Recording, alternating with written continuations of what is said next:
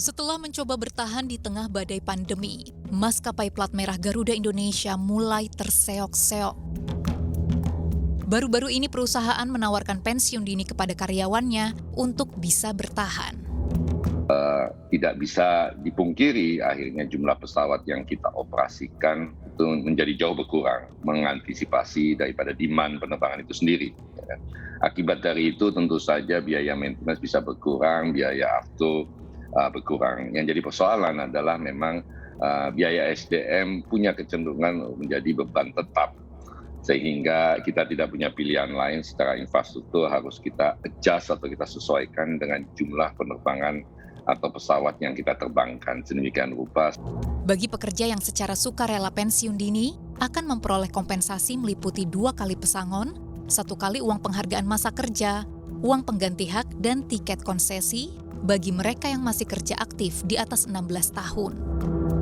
Manajemen juga menjanjikan menambah 2 kali penghasilan bulanan plus sejumlah dana kompensasi bagi mereka yang bersedia untuk mendaftarkan diri di program ini sejak 19 Mei hingga 19 Juni.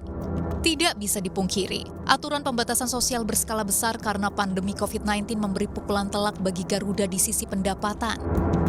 Bagaimana tidak, jumlah penerbangannya turun drastis. Dari sekitar 500 penerbangan per hari, kini tinggal sekitar 150 penerbangan per hari. Itu pun tidak terisi penuh oleh penumpang. Apalagi belum ada jaminan sampai kapan situasi penerbangan dapat kembali normal.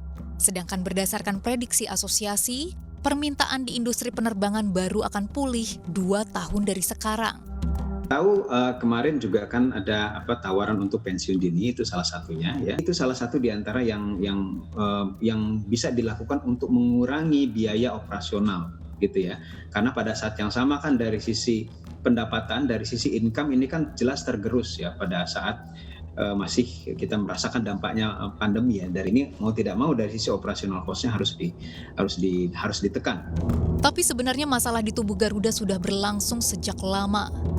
Terbukti dari laporan keuangannya yang beberapa kali justru mencetak rugi meski sebelum pandemi.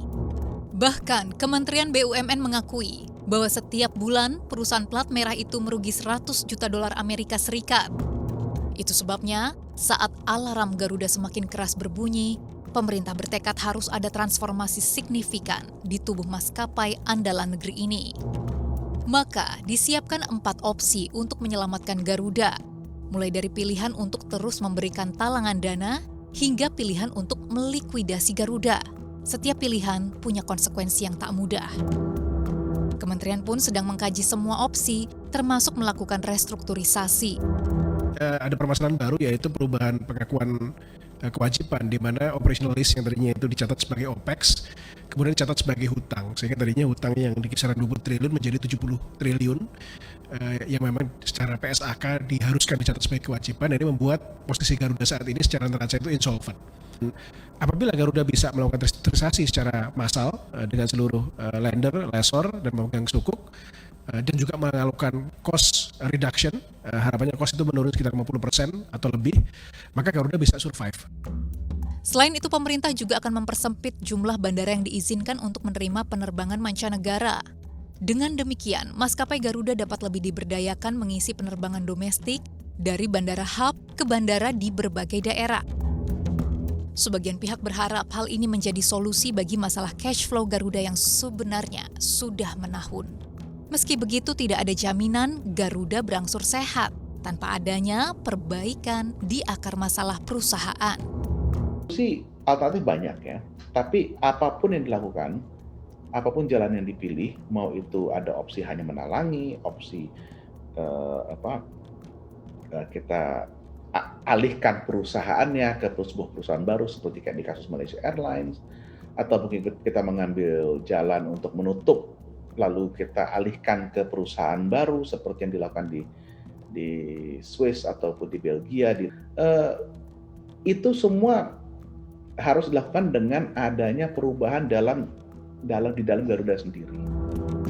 Dalam 10 tahun terakhir setidaknya mencuat 3 kasus yang turut mencoreng nama Garuda Indonesia, yaitu kasus suap dan pencucian uang untuk pengadaan pesawat Airbus dan mesin pesawat Rolls-Royce selama periode 2005 hingga 2014.